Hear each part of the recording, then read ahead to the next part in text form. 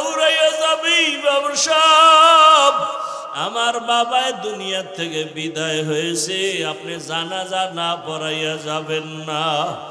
ওরে তোমার বাবায় ডাকবে আর বলবে, কে আসো, বাজারে যাইয়া কাফনের কাপড় কিনিয়া লইয়া আসো। তোমার বাবাই কাঁদবে আর বলবে, একদল যাও কবর খনন করো, আর এক দলকে বলবে যাও গরম পানি করো, চিরবিদায়ের গোসল করানোর খাট সাজাও। ওরে বাবা, তোমার গায়ের গেঞ্জিটা বেলেট দিয়া কেটে কেটে সবাই রাখবে।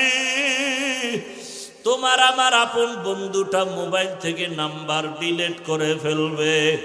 ওরে গোসল করাইয়া সাদা কাপড়ের প্যাকেট বানাইয়া যখন জানাজার ময়দানে নিবে, মসজিদের খাটে তোমাকে আমাকে উঠাইয়া যখন লাশটা নিয়ে মসজিদের দিকে যায়, জানালা দিয়া মা ডাকবে আর বলবে, আমার বাবারে কই দাও, আমার বাবার চেহারাটা শেষবারের মতো একটু দেখাইয়া দাও, আমারে কে মা বলিয়া ডাকবে।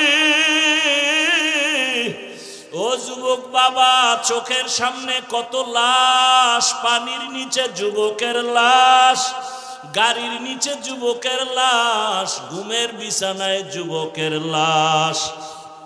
ওই মরণের কথা স্মরণ করিয়া তওবা করো। স্কুলে পড়ো, কলেজে পড়ো, চাকরি করো, ব্যবসা করো, তোমার মতো কত যুবক ব্যবসা করে নামাজ ছাড়ে না, বলো বাবা তুমি কেন পারো না? তোমার মতো কত যুবক স্কুল কলেজে পড়ে নামাজ ছাড়ে না, বলো তুমি কেন পারো না? তোমার মতো কত যুবক দেখো র্যাব, আর্মি, পুলিশ, বিডিআরের চাকরি করে, নামাজ পড়ে, তুমি কেন পারো না? তোমার মতো কত যুবক রাস্তায় গাড়ি চালায়, নামাজ ছাড়ে না, বলো তুমি কেন পারো না? তোমার মতো কত যুবক সন্তান দেখো নদীর মধ্যে মাছ ধরে, নামাজ পড়ে, ময়দানে কৃষি কাজ করে, নামাজ পড়ে, তুমি কেন পারো না রে বাবা? তোমার মতো যুবক দেখো চাকরি করে, ব্যবসা করে, নামাজের সময় মসজিদে যায়, তুমি কেন পারবা না রে বাবা? কয়দিন আর বাঁচবা, হায়াতের গ্যারান্টি কত?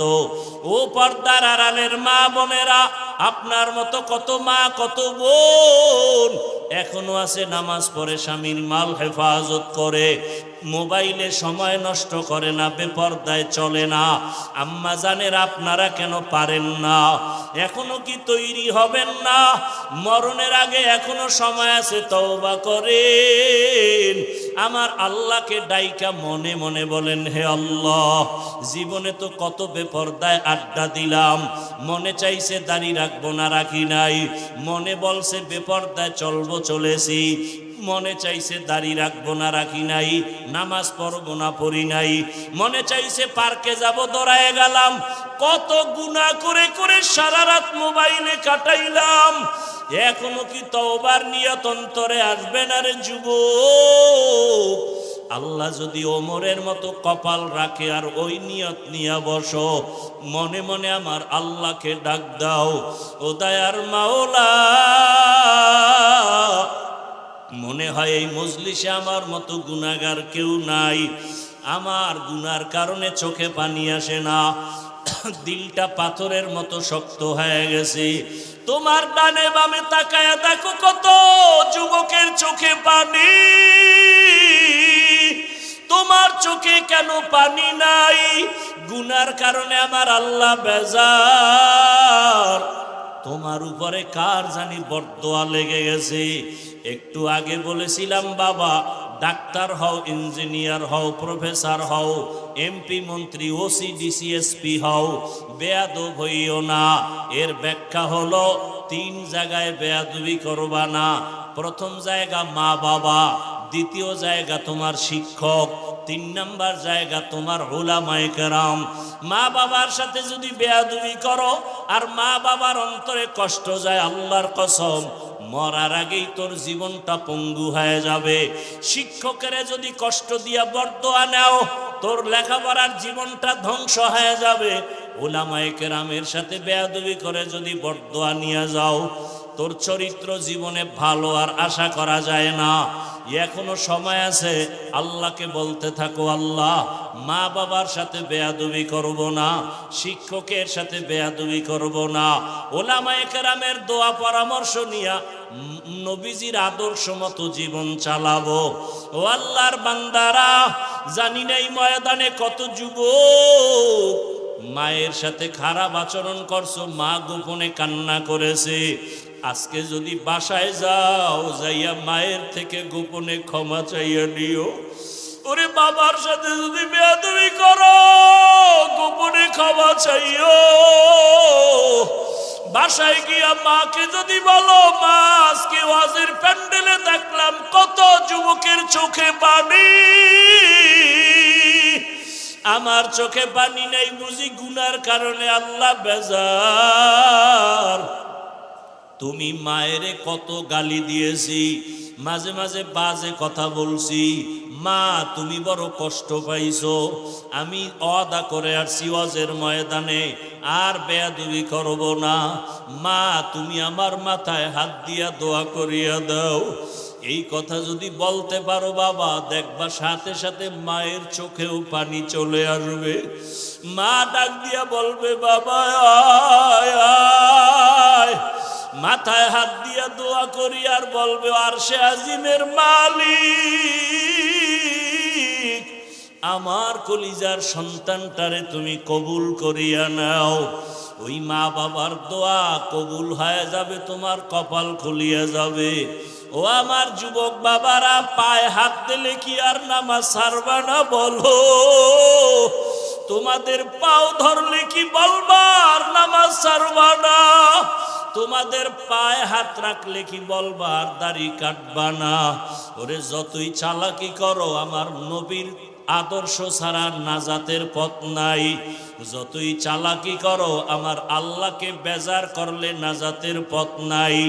আল্লাহর আদালতে দাঁড়াইয়া হিসাব দেওয়ার ভয় নিয়া চোখের পানি ছেড়ে তওবা করো। মরিয়া গেল আর নামাজ ছাড়বা না, বেপরদায় চলবা না, মা বাবার সাথে বেয়াদবি করবা না, ওলামায়ে কেরাম শিক্ষকের দোয়া নিয়ে নবীর তরিকা মেনে চলবা। ও পর্দার আড়ালের মা বোনেরা, আল্লাহর কাছে খাঁটি অন্তরে তওবা করেন, আর নামাজ ছাড়বেন না, বেপরদায় চলবেন না, স্বামীর মাল খেয়ানত করবেন না, সন্তানটাকে আদর্শ সন্তান বানাবেন। ডাক্তার হইয়াও যেন বেয়াদবিমূলক আচরণ না করে, ইঞ্জিনিয়ার হলেও যেন আদর্শবান হয়, আচরণে যেন কেউ কষ্ট না পায়, প্রফেসর বানালেও যেন আদো বলা হয়, তার আচরণে যেন কেউ কষ্ট না পায়। তওবা করার মতো যদি অন্তর কারো তৈরি হয়, মুনাফিকি যদি অন্তরে না থাকে, খাঁটি তওবার নিয়ত যাদের আছে, দুটো হাত আমার আল্লাহকে দেখাইয়া দাও।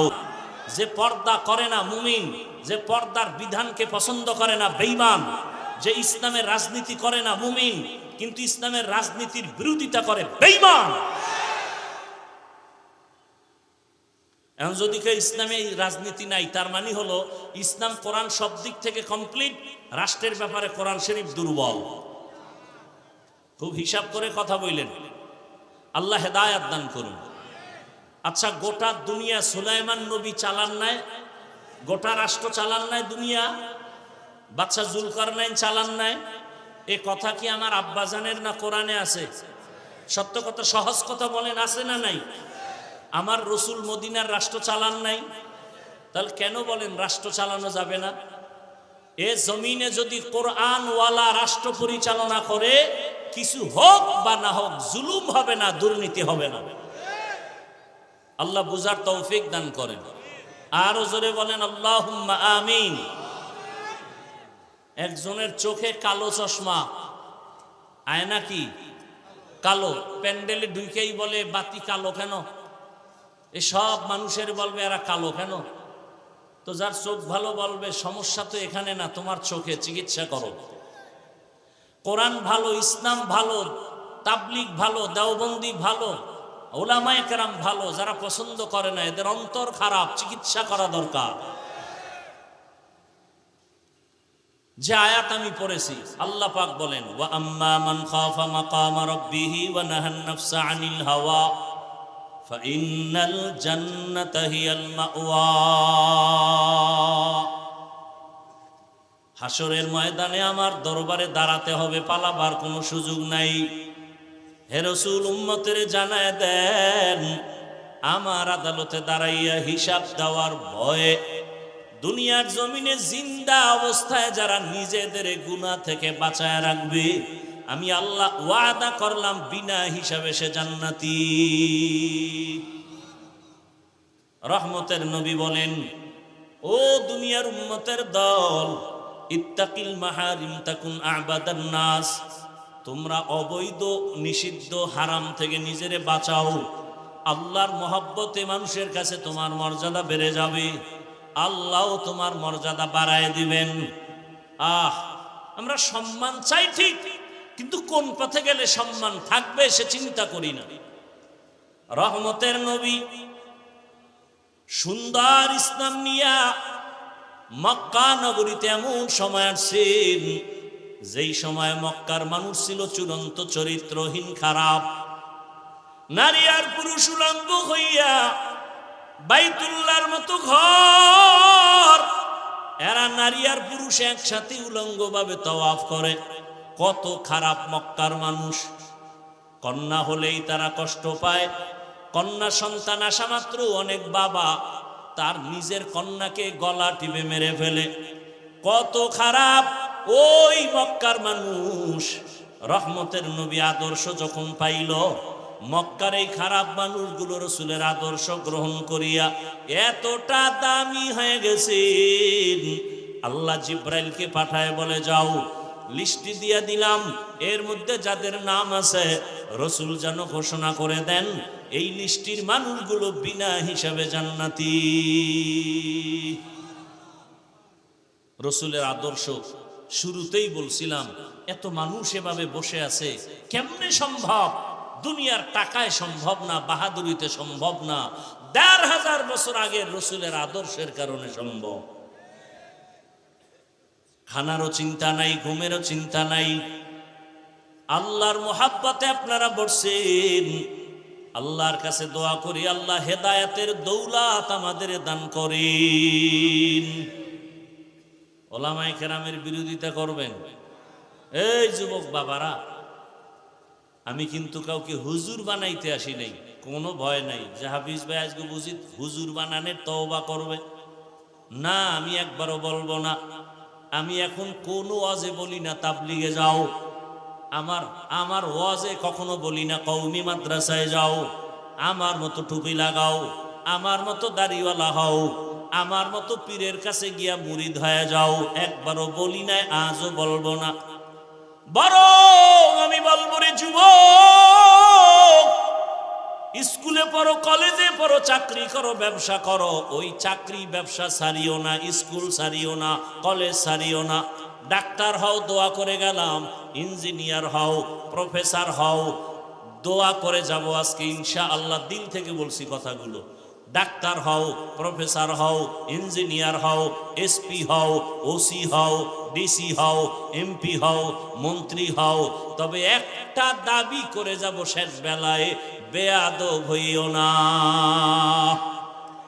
ডাক্তার হইও, কি হইও না? ডাক্তার হইয়া যদি বেয়াদব হও তো তাসলিমার মতো জুতা খাইয়া দেশ ছাড়তে হবে। তাসলিমা নাসরিন এমবিবিএস ডাক্তার, লাঙ্গল কোটের না, মোটামুটি নামি, দামি তো নাই। নামি আর দামি ব্যবধান আছে না নাই? নামি ডাক্তার, কিন্তু আজকে কপাল এত খারাপ যে মরলে লাশটাও এদেশে আর আসার সম্ভাবনা নাই। কেমন চান কপাল! আল্লাহ হেদায়েত দান করুন। যুবক, ডাক্তার হইও, বেয়াদব হইও না। ইঞ্জিনিয়ার হও, বেয়াদব হইও না। প্রফেসর হও, বেয়াদব হইও না। এমপি মন্ত্রী হও, ওসি ডিসি এসপি হও, বেয়াদব হইও না। প্রশ্ন তোমার অন্তরে, বেয়াদব হব না কথার ব্যাখ্যা কি? সুযোগ থাকলে একটু পরে বলতেছি। আপনারা বয়ান শেষ করতে বললে বলেন, আমি মোনাজাত দিয়ে চলে যাই। আমি গিয়ে আবার সাহারি খেতে হবে। আল্লাহ, উঠা বসা করেন কেন? এই ব্যারাম কেন? আপনার কপাল এত ভালো কেন যে নিজে বয়ান শুনেন না, কাউকে শুনতেও দেন না? আপনার জীবনটা কি এভাবেই যাবে মানুষের ক্ষতি করতে করতে? নবীজি বলেন, দুনিয়াতে ভালো মানুষকে জানো? খায়রুন নাস মাইয়ানফাউন নাস, দুনিয়াতে সব থেকে ভালো মানুষ ওই ব্যক্তি যার দ্বারা অন্যের কোনো ক্ষতি হয় না, উপকার হয়। কি হয়? আমার হাতের দ্বারা কারো ক্ষতি হবে না, চোখের চাহনিতে ক্ষতি হবে না, জবানের কথায় কারো ক্ষতি হবে না, সে ভালো মানুষ। আপনি ভালো মানুষ কি? নিজের তো মহাপণ্ডিত ভাইবা বসে আছে, অথচ সন্তানের সাথে কেমন আচরণ করেন, স্ত্রীর সাথে কেমন করেন, ভাই হইয়া ভাইয়ের সাথে আচরণ কেমন করেন, শিক্ষক হইয়া ছাত্রের সাথে আচরণ কেমন করেন, আমি বক্তা হয়ে শ্রোতাদের সাথে আচরণ কেমন করি, আমি ইমাম হয়ে মুসল্লিদের সাথে আচরণটা কেমন করি। মাইয়ানফাউন নাস, হাতের দ্বারা, চোখের চাহনির দ্বারা, জবানের দ্বারা কারো ক্ষতি হবে না। আপনার ওঠা বসার ব্যারাম থাকলে ভিতরে বসলেন কেন? আপনি বাইরে বসতেন, ফাঁকে গিয়া বিড়িও টানতে পারতেন, আবার আইসা বয়ান শুনতে পারতেন, ভিতরে ঢুকে ডিস্টার্ব করেন কেন? এমন সান কপাল আপনার কেন? কার অভিশাপ লাগছে আপনার কপালে? ভালো মানুষ তো এমন কারো ক্ষতি করতে পারে না, অবশ্যই কারো অভিশাপ লাগলে ওর কপালটা পুড়ে যায়। বয়ানের শুরু থেকেই কপাল পোড়া আর ভালোর বয়ান শুরু করছে। আবু জাহিল আর ওমরের কথা বললেন, জানি নাই ময়দানে কার কপাল ভালো আর কার কপাল আবু জাহালের মতো খারাপ, যে হাজারো বয়ান শুনবে মোনাজাত না দিয়ে ভাগবে। আর ওমরের কপালওয়ালারা চিন্তা করবে, জীবনে গুনাহ তো কম করি নাই, হাতের গুনাহ, চোখের গুনাহ, জবানের গুনাহ, অন্তরের গুনাহ। আমার ব্যবহারে আমার মা কষ্ট পায়, মা কষ্ট পায় আমার ব্যবহারে, আমার বাপ আমার উপরে বেজার, আমার শিক্ষক আমার উপরে বেজার, আমার আচরণ এত খারাপ যে আমার উপরে আলেমরা অখুশি, আমার উপরে গ্রামের মানুষ অখুশি, আমার বন্ধু অন্তরে কষ্ট, আমি এত খারাপ। এই চিন্তা করে বলবে, না আর খারাপ হতে চাই না, খারাপ থাকতে চাই না, এখান থেকে আজকে তওবা করে এরপরে বিদায় হব। ওমরওয়ালা কপাল। আল্লাহ সবাইকে হেদায়াত দান করুন। দুনিয়ার সব অপরাধ করবে, এতে দোষ নাই, আমি বলি কেন আমার দোষ?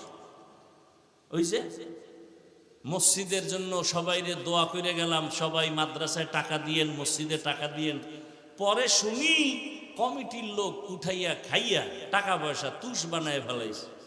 এলাকার মানুষ গরম, কমিটির এই মাদ্রাসার দোষ নাই, হুজুরগো দোষ নাই, মসজিদের কমিটির দোষ নাই, দোয়া করছে কে? আরে ধর মামলা কর। বাস, হুজুরের দোষ, দোয়া করলো কেন? দোয়া করলেও বিপদ, কঠিন বিপদ। আল্লাহ হেদায়াত দান করুন। দেখেন না, মসজিদে গিয়া ইমাম সাহেব কয় আব্বার জন্য একটু টাটকা দোয়া দিয়েন। তো ইমাম সাহেব জুমার নামাজের পরে দোয়া করতে গিয়া হের বাবার নামের সাথে আরো 4 জনের নাম কইছে। এর মেজাজ মোনাজাতের ভিতরেই খারাপ হয়ে গেছে, যে দোয়া পাইবে আল্লাহ, আমার আব্বা এককভাবে 4 ভাগ করে লাইল। মনে মনে একটা আশা ছিল 1000 টাকা হাদিয়া দিবে, হাদিয়াও ভাগ করে লাইছে রাগে। মোনাজাতটা শেষ হওয়ার পরে মনে তো আর খুশি নাই, বাবার দোয়া ভাগ হয়ে গেছে 4 দিকে। 200 টাকা, 1000 টাকা না দিয়া 200 দিয়া ইমাম সাহেবের এভাবে দিয়া কয়, নেন হুজুর, এরমই কইরেন। এরম কিছু মূর্খ সমাজে আছে না নাই? আবার একজনের মাথা গরম, কিও কয় হুজুরের দোয়া করছে ভালো, মাশাআল্লাহ, আমার আব্বার নাম যে কইল না, এখন আল্লাহ যদি ভুলে অন্যদিকে দোয়াটা ফাটায় দেয়। এরম মূর্খ সমাজে আছে না নাই? দেখেন না, জানাজার নামাজে দাঁড়াইলে হুজুর বাংলা নিয়ত কন, আছে না নাই? রসুল কি বাংলা নিয়ত শিখাই গেছে? তা আপনি এই ফাইজদামি চালাকি কই পাইলেন? হুজুর বাংলা নিয়ত কন, কিসের নিয়ত? আপনি তো ঘর থেকে আসছেন জানাজা পড়ার জন্য, জুমা পড়তে তো আর আসেন নাই, তো নিয়ত তো অন্তরে রেডি হয়ে গেছে, এরপর আবার বাংলা কিসের আর ইংরেজি কিসের? মানে আলেম ওলামাদেরকে মোটামুটি এক কথা এদেরকে রিমান্ডে রাখতে হবে। দেখেন না, এই জমিনে ওলামা একরামের মতো জাতির বন্ধু আপন কেউ নাই, বাকি সব চান্দাবাজ আর ধান্দাবাজ। একমাত্র এই জাতির কলিজার বন্ধু ওলামায়ে কেরাম। প্রমাণ করোনা ভুলে গেছেন, কথা বলেন না কেন? বাবার করোনা হয়ে গেল, বাবার শিক্ষিত দুই কুলাঙ্গার ছেলে ট্রিপল মাস্ক লাগায় বসে আছে, বাবার কাছে যায় না, করোনা মরণের ভয়। এলাকার লোকের টাকা দিয়া বলে বাবার লাশটা রাস্তায় ফেলে দাও। এলাকার লোক টাকা নিয়া রাস্তায় লাশ ফেলে দিল। কুলাঙ্গার শিক্ষিত দুই সন্তান জানালা লক করে দিল, তাকাইল না, বাবার লাশ কুকুর খেলো না, জানাজা হলো। ইতিহাস ভুলে যাইও না রে যুবক, ওই সময় আমার দেশের টুপিওয়ালা উলামায়ে কেরাম করোনার শত শত লাশ নিজেদের কাঁধে নিলেন, গোসল করালেন, কাফন পরায়া জানাজা পড়ালেন, কবরে রাখলেন। একজন হুজুরেও করোনায় মরে নাই। আর একটা তাজা দলিল দেই, আপনার তো মানবেন না জানি, তারপর আপনাদের দিয়ে স্বীকার করাই। যারা সরকারি চাকরি করে, বেসরকারি চাকরি করে, প্রতিদিন ডিউটি কত ঘন্টা?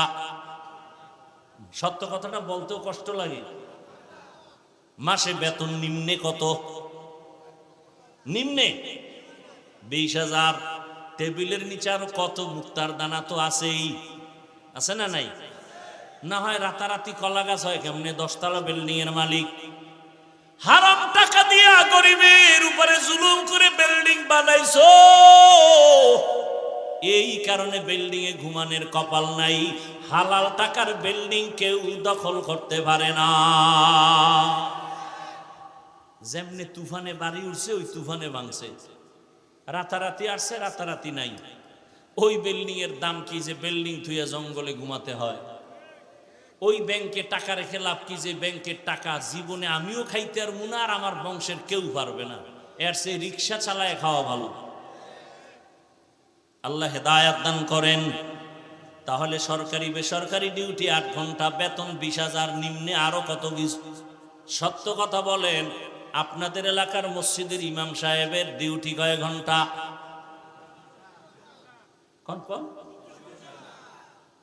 ইমাম সাহেবদের ডিউটি কয় ঘন্টা? বেতন কত? এই যে মুখে কন, একটু ভয় লাগে না? পৃথিবীতে এর থেকে জুলুম আর কি হতে পারে যে 24টা ঘন্টা ইমাম সাহেব ডিউটি করে, বেতন 5,000, তাও বাকি 6 মাস। সভাপতি কত দেয়? কয় 50, নাইলে 100। সেক্রেটারি তো সভাপতির থেকেও ধনী, সে কত দেয়? কয় সভাপতির থেকে 20 টাকা কম, নাইলে বেদবি হবে। তারপরে ইমাম সাহেব যে রাখে রিমান্ডের মতো রাখে। জোহরের নামাজ ইমাম নাই, রিক্সা ড্রাইভার কয় ইমাম সাহেব গেছিলেন কই? ইমাম সাহেব কয় কে তুমি? আমার এত বড় সার্চ করলা, আমি রিক্সা চালাই, তো এত বড় ডিমান্ড কেন তোমার? কয় 5 টাকা বেতন দেই, সেই পাওয়া। এরকম বেয়াদব আছে না নাই? এরপরেও কিন্তু কোন আলেম কোনদিন কারো দিকে তাকায় না, বাঁকা নজরে বরদোয়া করে না, বরং কলিজা বলে দোয়া করে, হে মালিক এলাকায় শান্তি দাও, কবরওয়ালাদের জান্নাত বানাও, ব্যবসায় বরকত দাও, অসুস্থ রোগীর সুস্থ বানাও। এরপরও যারা আলেম ওলামারে পছন্দ করে না, ওকে আমার আল্লাহও পছন্দ করে না।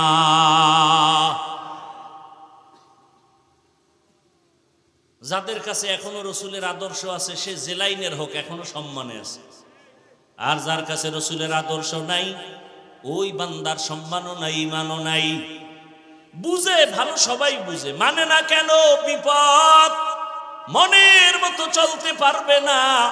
এরে নবীর আশিক, চেয়ারম্যানের চেয়ারের মেয়াদ শেষ, এমপি সাহেবের চেয়ারের মেয়াদ শেষ, কিন্তু আমরা যে চেয়ারে বসছি কোরআনের বরকতে, রসুলের আদর্শের বরকতে, এই চেয়ারের মেয়াদই নাই, আবার শেষ কিসের? আছে কোনো টেনশন আমাগো? করোনা গেছে, কোনো টেনশন নাই। ডেঙ্গু চলছে, কোনো টেনশন নাই। আওয়ামী লীগ নাই, টেনশন নাই। বিএমপি নাই, কোনো টেনশন নাই। টাকা নাই, কোনো টেনশন নাই। আমার ইমামতি থাক না থাক, টেনশন নাই। উম্মতে যেন বিপদে না থাকে, সেই চিন্তায় আলেম দিশেহারা। নিজের বাড়ি ঘর মেয়ে ছেলের চিন্তা করে না, উম্মতের চিন্তা করে করে মানুষের পেছনে আলেম ওলামারা দৌড়ায়। আল্লাহর জাতের কসম, ওলামায়ে কেরাম এই জাতিকে যা দিছে দুনিয়াতে কেউ দিতে পারে নাই। যদি বলেন হ্যাঁ হাফিজ ভাই অন্যেরাও দিছে, আমি তার জবাবে বলবো 5 টাকা দিছে, 15 টাকা আদায় করে নিছে, আপনার খবর নাই। স্বার্থ ছাড়া কেউ নাই, নিঃস্বার্থ জাতির কলিজার বন্ধু শুধু ওলামায়ে কেরাম। আল্লাহ বুঝার তৌফিক দান করেন। এত ঠিক ঠিক কইতেছে, সব ঠিক, কিন্তু ভোটের আগের রাত্রে টাকার বস্তা খাইয়া টাইট হয়ে যায়, ঠিক নি? এও বলে ঠিক, সব ঠিক। হ্যাঁ, বড় কঠিন হালাত। দেখেন না, এখন সবাই কয় আরে বাংলাদেশের ইতিহাসে একটা সুযোগ আইছে, এই সুযোগে যদি আল্লাহ আল্লাহ করে একটু ভালো রাস্তা খুলে দেয়। কিন্তু কোটি কোটি কোটি টাকা বরাদ্দ করে ব্যয় করা হচ্ছে বাংলাদেশের আলেম যেন এক জায়গায় আসতে না পারে। কোটি কোটি টাকা ব্যয় করা হচ্ছে আলেমকে আলাদা রাখার জন্য, কোটি কোটি টাকা ব্যয় করা হচ্ছে। আমি সেদিন এক মাহফিলে বলেছি, যাদের নিয়ে টেনশন করেছিলাম যে এরা এক হবে কিনা, আলহামদুলিল্লাহ আজকে তারা এক জায়গায়। আর যাদের নিয়ে কোনো টেনশন করি নাই, তাদের নিয়ে এখন টেনশন বেড়ে গেছে, এখন দোয়াও বাড়ায় দিতে হইতেছে। এর বড় কাম হয় কিনা আল্লাহই ভালো জানে। বাংলাদেশ মুসলমানের দেশ, মাদ্রাসার অভাব নাই, আলেমের অভাব নাই, মসজিদের অভাব নাই, তাবলীগের অভাব নাই, পীর মুরিদির অভাব নাই। এরপর এত ঝামেলা কেন? একমাত্র কারণ আমাদের উলামায়ে কেরামের অনৈক্য। আর এই দোষ আপনাকে অর্ধেক, আলেমরা যে এক হয় নাই, আপনাদের দোষ কত? 50%। কেন? যারা আমার ভক্ত এরা আমারে ফেসবুকে লিখতে লিখতে একেবারে আরশে আজিমে উড়ায়, আর আমার লাইনের বাইরে যারা এগো সিজ্জিনের তলে নিয়ে যায়। আছে না নাই? আলেমের ব্যাপারে আপনাদের কোনো মন্তব্য করা জায়েজ নাই। আলেম যদি কিছু ভুল করে, উলামায়ে কেরাম যারা মুকুট রাহবার আকাবির এরা সমাধান করবে। আপনি কি? ইমাম সাহেব ভুল করলে আপনি নামাজে নাই, চায়ের দোকানে বয়ে মাইকের আওয়াজ শুনছেন ইমামের আলহামদুর মধ্যে ভুল, আপনি জানালা দিয়ে যদি কোন ইমাম সাহেব ঠিক করে পড়েন, আর একজনকে কিও তুমি কি করলা, লোকমা দিলা, এটা লোকমা না বেয়াদবি? বেয়াদবি। উলামায়ে কেরাম যদি ভুল করে আপনার বিরোধিতা করার, কোনো মন্তব্য করার কোনো অধিকার নাই। আপনি যদি কোন লোকমা দিয়েছি, চরম বেয়াদবি আপনার। ঊর্ধ্বতন উলামায়ে কেরাম এটার সমাধান নেবেন, সমাধান করবেন। এই জন্য কেউ কারো পক্ষ বিপক্ষ এটা না কইরা এমন কাজ করেন যে উলামায়ে কেরাম এক হয়। এই যে আমার বয়ান শুনছেন, আর একজন আলেম আইলে বলবেন হাফিজ সাহেব উলামায়ে কেরামের অনেক সুনাম বলে গেছে, ওই আলেম আমার উপরে কি আস্থা বাড়বে না কমবে? আর আপনি যদি কোন হুজুর কঠিন সাইজ করে গেছে আপনাকে গোষ্ঠী শুদ্ধা, এই অবস্থা, ভালো মনে করছিলাম, এত খারাপ। এই যে একটা খারাপ ধারণা আপনি ঢুকাই দিলেন বক্ত হইয়া, এমনটা কইরেন না। উলামায়ে কেরাম ছাড়া দুনিয়াতেও শান্তি নাই, আখিরাতেও মুক্তি নেই। ও সাফাবাজি করেন যাই করেন, কথা বাস্তব এগুলোই। আপনি মানেন আর না মানেন, তো মান ইয়া না মান, মাই তেরা মেহমান। তুমি মানো আর না মানো সেটা তোমার বিষয়। বলে গেলাম, কথাগুলো মনে রাখবেন। وَأَمَّا مَنْ خَافَ مَقَامَ رَبِّهِ وَنَهَى النَّفْسَ عَنِ الْهَوَى فَإِنَّ الْجَنَّةَ هِيَ الْمَأْوَى।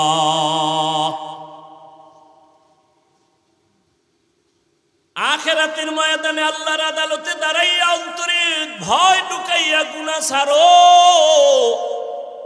জীবনে গুনাহ কম করো না রে যুবক বাবা। আজকে আমি তোমারে অনুরোধ করে বলছি, আজ তুমি দুনিয়ার লাইনে সব জ্ঞান অর্জন করেছো, কিন্তু নামাজটা ঠিক মতো তুমি পড়তে পারো না রে বাবা। আজকে তুমি স্কুলে পড়ো, কলেজে পড়ো, তোমার সাথে আমার কোনো বিরোধ নাই। ঢাকা কলেজে গিয়া দেখো, বহু ছেলেরা কলেজে ক্লাস করে, মাথায় পাগড়ি, বড় জামা, বড় দাড়ি, মনে হয় বড় মসজিদের খতিব, অথচ আরবি পড়তে পারে না। এটা কেমন করে সম্ভব? উলামায়ে কেরামের নেক সোহবতে সম্ভব। এই দেশে DC, SP, OC, RAB, army, police, BDR 5 ওয়াক্ত নামাজি নাই? তাহলে খারাপ বলবো কেন তাদেরকে? কয়েকদিন আগে এক আর্মির একটা যুবক ছেলে এসে দোয়া চায় আর বলে, হুজুর আর্মির চাকরি ছেড়ে দিলাম। আমি বললাম কেন? এই সময় তো আর্মির বড় মূল্য বাংলাদেশে। ছাড়লা কেন? বলে আমাকে বারবার বলে দাড়ি ফালাও, দাড়ি কাটো। শেষ পর্যায়ে আমি বলছি, স্যার আমি চাকরি ছেড়ে দিতে রাজি, দাড়ি ছাড়তে রাজি নাই। চাকরি ছেড়ে দিলাম। এখন বললাম কি দোয়া চাও? যুবক ছেলে বলে, হুজুর একটা দোয়া করবেন, আল্লাহ হালাল ভাবে রিজিকের যেন ব্যবস্থা করে দেয়। ও আমার যুবক, যতই বাহাদুরি করো, চোখের সামনে তোমাদের এই নোয়াখালীর ঘটনা ভুলিয়া গেছো। আমি বাইতুল্লাহর সফরে, আমি তো ফেসবুক চালাই না রে বাবা। ওই সেদিন এক জায়গায় গেছি, বড় এক জায়গায়, ঢাকার শহরে গিয়া ঢুকার পরে কয়, হুজুর আমরা আপনার ভক্ত। ভালো, দেখা হয় না, দূরের থেকে শুনছি। এখন ওই এক জায়গায় বসি চুপচাপ, এই লোক আর আমি আর কেউ নেই। তা আমি বসে বসে পানির একটা বোতল নিয়ে পানি পান করি। কয় হুজুর কোনো মাইন্ড করবেন না, একটা কথা বলি। আমি কি? আপনার ফেসবুক আইডিটা যদি আমাকে বলতেন তা আমি একটু অ্যাড হয়ে যাইতাম। আমি বললাম আমি জীবনে আমি ফেসবুক চালাই না। ও কপালে হাত দিয়ে কয়, হুজুর কি বলেন? ফেসবুক ছাড়া এই দুনিয়াতে চলা এটা সম্ভব? আমি বললাম আমার মোবাইলে ইউটিউবও নাই, আমি ডিলিট করে ফেলেছি। কারণ মাঝে মাঝে দুই একটা ওয়াজ দেখতে গেলে দেখা যায় মেয়েদের অ্যাড আসে, বাদ দিয়ে দিলাম। হুজুর এটা কেমন কথা? ফেসবুক ছাড়া কি দুনিয়ায় চলা যায়নি? আমি দেখি, আমি বললাম দেখি আমার আল্লাহ আমারে কি করে। তুমি তো মিডিয়া ছাড়া চলতে পারো না, তুমি তো ফেসবুক ছাড়া চলতে পারো না, দেখি আমার মাওলা আমারে কেমনে চালায়। সবাই ছবি তোলার জন্য পাগল, আর আমি একা খালি বিরোধিতাই করতেছি। এত বক্তারা বয়ান করে, কেউ মোবাইলের বিরুদ্ধে বলে না। আর আমি এত বলি কেন? আমি মাঝে মাঝে বলি আসলে আমি মানুষ হতে পারি নাই। যদি মানুষ হইতে পারতাম তো আপনাদের সাথে কেন তাল মিলাইতে পারি না? আমি কেন বলি না আমার ছবিটা সুন্দর করে উঠাও? বরং আমার ছবি যারা তুলতে দাঁড়ায়, আমি ওদিকে নজর না দিয়া বাঁকা দিকে তাকাই আর জিহ্বা ঠোঁট নাড়ায় শুধু আস্তাগফিরুল্লাহ পড়ি। কারণ দুনিয়ার সব উলামায়ে কেরাম একমত, সরকারের প্রয়োজন ছাড়া, শরীয়তের ওজর ছাড়া যে কোনো কারণে এমনেই ছবি তোলা কবিরা গুনাহ হারাম। কত মানুষ তুলে, আপনারে ধমক দেই, যারে ধমক দিতে পারি না তারে কি করবো? আরে আমার লাইনের হুজুর গই তো ফিরাইতে পারি না। বাথরুম থেকে বের হইয়াও দেখি মোবাইলের ক্যামেরা রেডি। কি আর ছবি তুলি? আমি কিন্তু ভিতরে আইলি না কেন? বাথরুম দিয়ে বাইর হইছি, হ্যাঁ নো মোবাইল নিয়ে খাড়াই রয়েছে ছবি তোলার। আল্লাহ আমাকে হেদায়াত দান করেন। আসলে আমি মানুষ হইতে পারি নাই। এই বক্তা হওয়া অনেক সহজ, পীর হওয়া সহজ, ডাক্তার হওয়া সহজ, ইঞ্জিনিয়ার হওয়া সহজ, মুফতি মুহাদ্দিস হওয়া সহজ, মানুষ হওয়া বড় কঠিন। আসলে মানুষ হতে পারি নাই। আরে আপনারা জানেন আমি কত বড় হুজুর, কত ভালো বক্তা, অথচ আমি চোখ দুইটা বন্ধ করে দেখি আমার জবান আমার গুনার কারণে নাপাক। আমার জবানে কত গীবত, কত মিথ্যা, কত গালি। আমার হাত গুনার কারণে নাপাক। আমার আচরণে আমার স্ত্রী কষ্টে আছে, আমার আচরণ সন্তান সন্তুষ্ট না, আমার আচরণে আমার ভাই সন্তুষ্ট না, আমার ব্যবহারে আমার মা সন্তুষ্ট না, আমার ব্যবহারে আমার বাবা সন্তুষ্ট না, আমার ব্যবহারে আমার মুসল্লি সন্তুষ্ট না, আমার ব্যবহারে আমার ছাত্ররা সন্তুষ্ট না।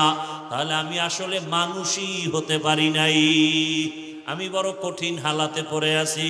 ও আমার যুবক বাবা, একটু আগেও বলছিলাম কিছু কিছু যুবকের চেহারা দেখলে, ব্যবহার দেখলে মনে চায় আমার রুমাল দিয়া পাও দুইটা মুছাইয়া দেই। সালাম দিয়া কথা বলে, নজরটা উঁচু করে না, নত হয়ে কথা বলে, এতটা নরম মনে হয় ও আমার থেকে অনেক দামি হয়ে গেছে। কারণ ওর মধ্যে আল্লাহর ভয়, আল্লাহর আদালতে দাঁড়ানোর ভয়। এলাকায় একজন বড় আল্লাহওয়ালা আসছেন, হঠাৎ এলাকার মানুষ, ওই যে আগে জৈনপুরের হুজুরের আসতো, আর আপনাদের পার্শ্বের নোয়াখালী মুন্সি বলতো, আমার আব্বা দাদায় বলতো, আরে আমরা দিন পাইছি কিছু কিছু, কোরআন শিখছি, আউজুবিল্লাহ শিখছি নোয়াখালী মুন্সির কাছে। সারা দেশে ঘুরা ঘুরা নোয়াখালী মুন্সিরা যাইতো। এই যে লাকসাম, লাঙ্গলকোট, পুরা এই অঞ্চলটা নোয়াখালী, কেমন যেন দেশের বাঘা বাঘা ওলামায়ে কেরামের খনি। এরে আল্লাহর বান্দারা, আমরা তাদের মোহাব্বত, এরে নবীর উম্মতের দল, এদের মাধ্যমে দিন শিখলাম। এই কয়েকদিন আগে দেখো নাই, বিদেশ থেকে টাকার বস্তা নিয়ে আসছে, গাড়ির মধ্যে সন্তান, গাড়ির মধ্যে স্ত্রী, বাড়ি পর্যন্ত মাওলায় নেয় নাই। পানির মধ্যে পড়িয়া গাড়িও শেষ, স্ত্রীও মারা গেল, নিজের হাতে সন্তান মারা গেল। ওই বেচারা চোখের পানি ছেড়ে কাটলে তোমরা সবাই মিডিয়ায় দেখছো যে আমি জীবনটা কাটাইলাম। কত মানুষ বিয়া করিয়া বউ নিয়া সংসার কাটায়, খাইয়া না খাইয়া বাড়ি থাকে, আর আমি টাকার জন্য বিদেশ গেলাম। কত বুক ভরা আনন্দ দিয়া টাকা স্বর্ণ অলঙ্কার নিয়ে আসছি বাড়িতে, কিছুদিন সন্তান নিয়ে আনন্দ করব, আবার কপাল বুঝি খারাপ, আজকে আবার স্ত্রীও হারাইলাম, সন্তানও হারাইলাম। ও আবার যুবক বাবারা, আজকে তুমি এখানে বসে আছো, আগামীকালকে তুমি অসুস্থ হয়ে রোগী হয়ে যাইবা। আমার মাওলার কাছে কি জবাব দিবারে বাবা? কালকে তুমি কবরের লাশ হয়ে যাইতে পারো, বলা যায় না।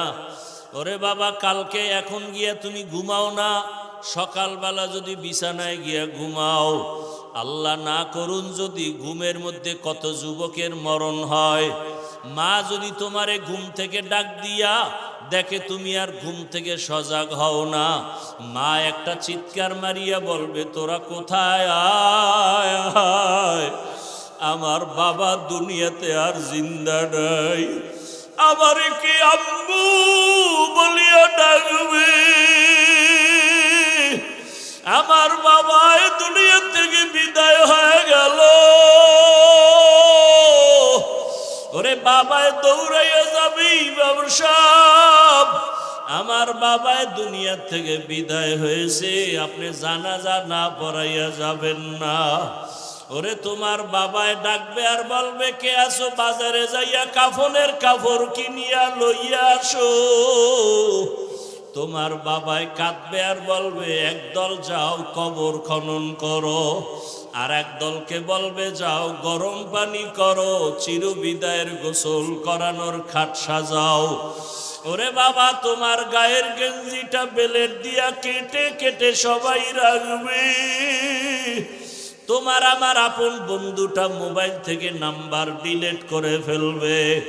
ওরে গোসল করাইয়া সাদা কাপড়ের প্যাকেট বানাইয়া যখন জানাজার ময়দানে নিবে, মসজিদের খাটে তোমাকে আমাকে উঠাইয়া যখন লাশটা নিয়ে মসজিদের দিকে যায়, জানালা দিয়া মা ডাকবে আর বলবে, আমার বাবারে কই দাও, আমার বাবার চেহারাটা শেষবারের মতো একটু দেখাইয়া দাও, আমারে কে মা বলিয়া ডাকবে? ও যুবক বাবা, চোখের সামনে কত লাশ, পানির নিচে যুবকের লাশ, গাড়ির নিচে যুবকের লাশ, ঘুমের বিছানায় যুবকের লাশ। ওই মরণের কথা স্মরণ করিয়া তওবা করো। স্কুলে পড়ো, কলেজে পড়ো, চাকরি করো, ব্যবসা করো, তোমার মতো কত যুবক ব্যবসা করে নামাজ ছাড়ে না, বলো বাবা তুমি কেন পারো না? তোমার মতো কত যুবক স্কুল কলেজে পড়ে নামাজ ছাড়ে না, বলো তুমি কেন পারো না? তোমার মতো কত যুবক দেখো র্যাব, আর্মি, পুলিশ, বিডিআরের চাকরি করে নামাজ পড়ে, তুমি কেন পারো না? তোমার মতো কত যুবক রাস্তায় গাড়ি চালায় নামাজ ছাড়ে না, বলো তুমি কেন পারো না? তোমার মতো কত যুবক সন্তান দেখো নদীর মধ্যে মাছ ধরে নামাজ পড়ে, ময়দানে কৃষি কাজ করে নামাজ পড়ে, তুমি কেন পারো না রে বাবা? তোমার মতো যুবক দেখো চাকরি করে, ব্যবসা করে, নামাজের সময় মসজিদে যায়, তুমি কেন পারবা না রে বাবা? কয়দিন আর বাঁচবা? হায়াতের গ্যারান্টি কত? ও পর্দার আড়ালের মা বোনেরা, আপনার মতো কত মা কত বোন এখনো আছে নামাজ পড়ে, স্বামীর মাল হেফাজত করে, মোবাইলে সময় নষ্ট করে না, বেপরদায় চলে না। আম্মা জানের আপনারা কেন পারেন না? এখনো কি তৈরি হবেন না? মরণের আগে এখনো সময় আছে, তওবা করেন।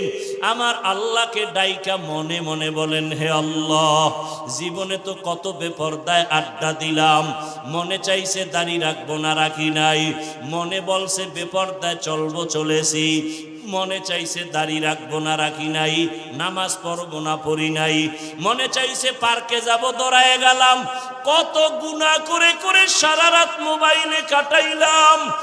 এখনো কি তওবার নিয়ত অন্তরে আসবে না রে যুবক? আল্লাহ যদি ওমরের মতো কপাল রাখে আর ওই নিয়ত নিয়ে বসো, মনে মনে আমার আল্লাহকে ডাক দাও, ও দয়ার মাওলা, মনে হয় এই মজলিসে আমার মতো গুনাহগার কেউ নাই, আমার গুনার কারণে চোখে পানি আসে না, দিলটা পাথরের মতো শক্ত হয়ে গেছে। তোমার ডানে বামে তাকায়া দেখো কত যুবকের চোখে পানি, তোমার চোখে কেন পানি নাই? গুনার কারণে আমার আল্লাহ বেজার। তোমার উপরে কার জানি বরদোয়া লেগে গেছে। একটু আগে বলেছিলাম বাবা, ডাক্তার হও, ইঞ্জিনিয়ার হও, প্রফেসর হও, এমপি, মন্ত্রী, ওসি, ডিসি, এসপি হও, বেয়াদব হইও না। এর ব্যাখ্যা হলো 3 জায়গায় বেয়াদবি করবা না। প্রথম জায়গা মা বাবা, দ্বিতীয় জায়গা তোমার শিক্ষক, 3 নাম্বার জায়গা তোমার উলামায়ে কেরাম।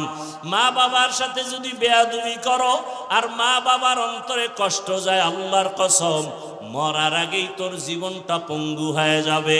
শিক্ষকের যদি কষ্ট দিয়া বরদোয়া নাও, তোর লেখাপড়ার জীবনটা ধ্বংস হয়ে যাবে। উলামায়ে কেরামের সাথে বেয়াদবি করে যদি বরদোয়া নিয়ে যাও, তোর চরিত্র জীবনে ভালো আর আশা করা যায় না। এখনো সময় আছে, আল্লাহকে বলতে থাকো, আল্লাহ মা বাবার সাথে বেয়াদবি করব না, শিক্ষকের সাথে বেয়াদবি করব না, উলামায়ে কেরামের দোয়া পরামর্শ নিয়া নবীজির আদর্শ মতো জীবন চালাবো। ও আল্লাহর বান্দারা, জানি না এই ময়দানে কত যুবক মায়ের সাথে খারাপ আচরণ করছো, মা গোপনে কান্না করেছে। আজকে যদি বাসায় যাও, যাইয়া মায়ের থেকে গোপনে ক্ষমা চাইয়া নিও।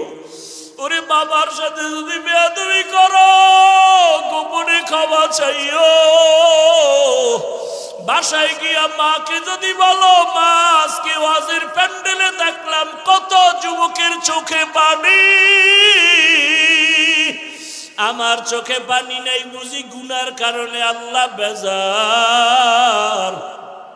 তুমি মায়েরে কত গালি দিয়েছি, মাঝে মাঝে বাজে কথা বলছি, মা তুমি বড় কষ্ট পাইছো, আমি ওয়াদা করে আসছি ওয়াজের ময়দানে আর বেয়াদবি করব না। মা তুমি আমার মাথায় হাত দিয়া দোয়া করিয়া দাও। এই কথা যদি বলতে পারো বাবা, দেখবা সাথে সাথে মায়ের চোখেও পানি চলে আসবে। মা ডাক দিয়া বলবে, বাবা আয় আয়, মাথায় হাত দিয়া দোয়া করি আর বলবে, আরশে আজিমের মালিক, আমার কলিজার সন্তানটারে তুমি কবুল করিয়া নাও। ওই মা বাবার দোয়া কবুল হয়ে যাবে, তোমার কপাল খুলিয়া যাবে। ও ও আমার যুবক বাবারা, পায়ে হাত দিলে কি আর নামাজ ছাড়বা না বলো? তোমাদের পাও ধরলে কি বলবা আর নামাজ ছাড়বা না? তোমাদের পায়ে হাত রাখলে কি বলবা আর দাড়ি কাটবা না? ওরে যতই চালাকি করো, আমার নবীর আদর্শ ছাড়া নাজাতের পথ নাই। যতই চালাকি করো, আমার আল্লাহকে বেজার করলে নাজাতের পথ নাই। আল্লাহর আদালতে দাঁড়াইয়া হিসাব দেওয়ার ভয় নিয়া চোখের পানি ছেড়ে তওবা করো। মরিয়া গেল আর নামাজ ছাড়বা না, বেপরদায় চলবা না, মা বাবার সাথে বেয়াদবি করবা না, ওলামায়ে কেরাম শিক্ষকের দোয়া নিয়ে নবীর তরিকা মেনে চলবা। ও পর্দার আড়ালের মা বোনেরা, আল্লাহর কাছে খাঁটি অন্তরে তওবা করেন, আর নামাজ ছাড়বেন না, বেপরদায় চলবেন না, স্বামীর মাল খেয়ানত করবেন না, সন্তানটাকে আদর্শ সন্তান বানাবেন। ডাক্তার হইয়াও যেন বেয়াদবিমূলক আচরণ না করে, ইঞ্জিনিয়ার হলেও যেন আদর্শবান হয়, আচরণে যেন কেউ কষ্ট না পায়, প্রফেসর বানালেও যেন আদো বলা হয়, তার আচরণে যেন কেউ কষ্ট না পায়। তওবা করার মতো যদি অন্তর কারো তৈরি হয়, মুনাফিকি যদি অন্তরে না থাকে, খাঁটি তওবার নিয়ত যাদের আছে, দুটো হাত আমার আল্লাহকে দেখাইয়া দাও। আয় আল্লাহ, হাতগুলো কবুল করে নেন, তওবা কবুল করে নেন, তওবার উপরে মজবুত হইয়া চলার মতো তৌফিক দান করেন, আমিন।